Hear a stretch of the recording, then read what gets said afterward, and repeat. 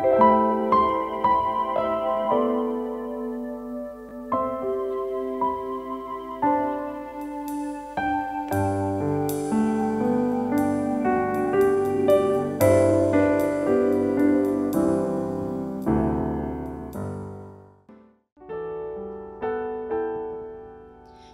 selamat pagi, selamat datang di Intimacy Worship. Mari saya mengajak kita semua dimanapun berada, sebelum kita mengawali hari kita sepanjang hari ini, kiranya kita mau bersyukur bersama-sama, kita mau melihat betapa Tuhan itu begitu luar biasa dalam hidup kita. Dan kita akan menyembah, memuji Tuhan, namun sebelum itu saya ajak semuanya kita untuk berdoa. Kami terlalu percaya Tuhan bahwa kasih-Mu selalu baru buat setiap kami, selalu sempurna buat setiap kami ya Tuhan. Terima kasih kami boleh selalu Tuhan hidup di dunia ini Tuhan. Terus Tuhan memberikan kami kesempatan demi kesempatan Tuhan untuk kami dapat berkenan terus di hati-Mu ya Bapa. Kami bersyukur kami boleh mengawali hari ini dengan memuji dan menyembah Engkau ya Bapa. Biarlah nafas kami Tuhan memang hanya betul-betul untuk menyenangkan hati-Mu ya Tuhan. Kami mau terus menyembah-Mu Tuhan. Kami mau terus menyembah Engkau Tuhan selama-lamanya ya Bapa. Biarlah setiap penyembahan kami ini Tuhan boleh terus Tuhan tulus juga dari hati kami untuk Engkau ya Bapa. Dan biarlah Engkau melihat setiap kedalaman hati kami, bahwa kami sungguh-sungguh mengasihi Engkau Tuhan. Terima kasih Bapa. Hanya dalam nama Tuhan Yesus kami sudah berdoa. Haleluya.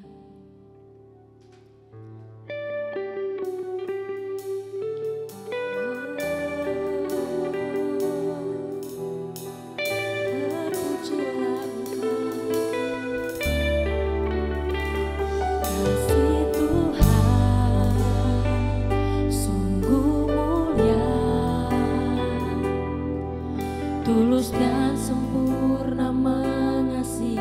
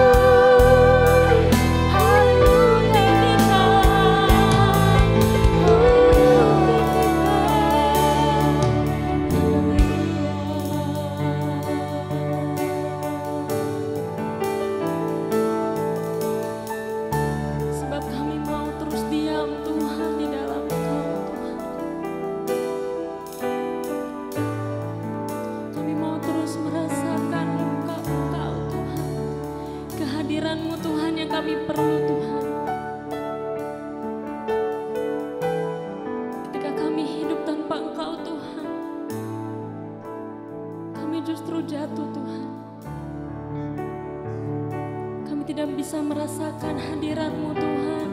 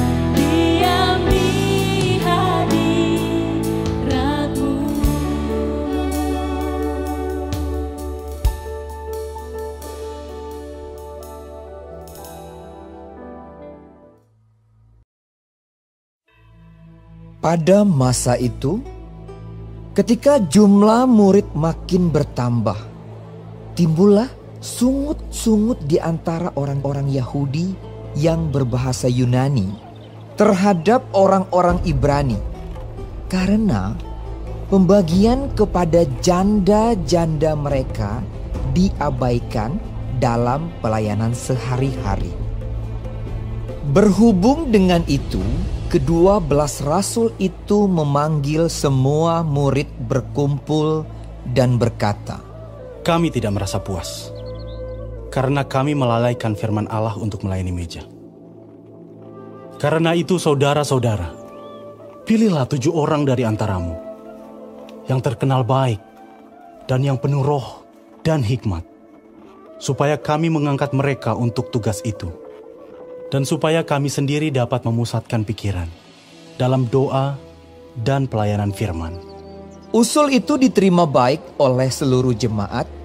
Lalu mereka memilih Stefanus, seorang yang penuh iman dan Roh Kudus, dan Filipus, Prochorus, Nikanor, Timon, Parmenas, dan Nikolaus, seorang penganut agama Yahudi dari Antioquia. Mereka itu dihadapkan kepada rasul-rasul. Lalu rasul-rasul itu pun berdoa dan meletakkan tangan di atas mereka. Firman Allah makin tersebar dan jumlah murid di Yerusalem makin bertambah banyak. Juga sejumlah besar imam menyerahkan diri dan percaya. Dan Stefanus yang penuh dengan karunia dan kuasa mengadakan mujizat-mujizat dan tanda-tanda di antara orang banyak. Tetapi tampillah beberapa orang dari jemaat Yahudi yang disebut jemaat orang Libertini. Anggota-anggota jemaat itu adalah orang-orang dari Kirene dan dari Alexandria, bersama dengan beberapa orang Yahudi dari Kilikia dan dari Asia. Orang-orang itu bersoal jawab dengan Stefanus. Tetapi mereka tidak sanggup melawan hikmatnya dan roh yang mendorong dia berbicara. Lalu mereka menghasut beberapa orang untuk mengatakan, "Kami telah mendengar dia mengucapkan kata-kata hujat terhadap Musa dan Allah." Dengan jalan demikian mereka mengadakan suatu gerakan di antara orang banyak serta tua-tua dan ahli-ahli Taurat.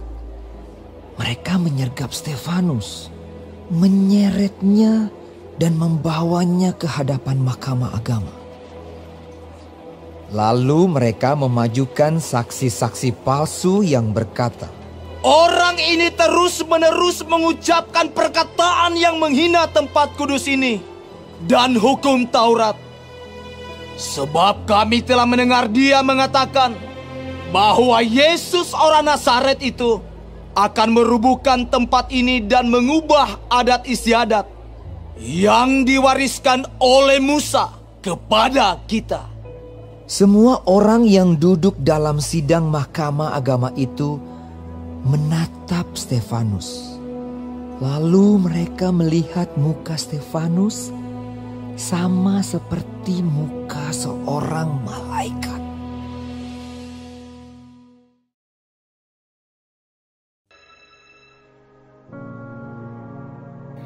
Terima kasih Tuhan untuk firman-Mu pada pagi hari ini. Sungguh mengingatkan kami Tuhan untuk kami hidup semakin hari semakin berkenan di hadapan Tuhan. Dan biarlah Tuhan hari ini Engkau sertai, Tuhan tuntun, Tuhan lindungi, jauhkan dari segala mara bahaya, malapetaka, bahkan maut sekalipun ya Bapa. Bapa kami yang di surga, dikuduskanlah nama-Mu, datanglah kerajaan-Mu, jadilah kehendak-Mu di bumi seperti di surga. Berikanlah kami pada hari ini makanan kami yang secukupnya, dan ampunilah kami akan kesalahan kami, seperti kami juga mengampuni orang yang bersalah kepada kami. Dan janganlah membawa kami ke dalam pencobaan, tetapi lepaskanlah kami daripada yang jahat. Karena Engkaulah yang mempunyai kerajaan dan kuasa dan kemuliaan sampai selama-lamanya. Amin.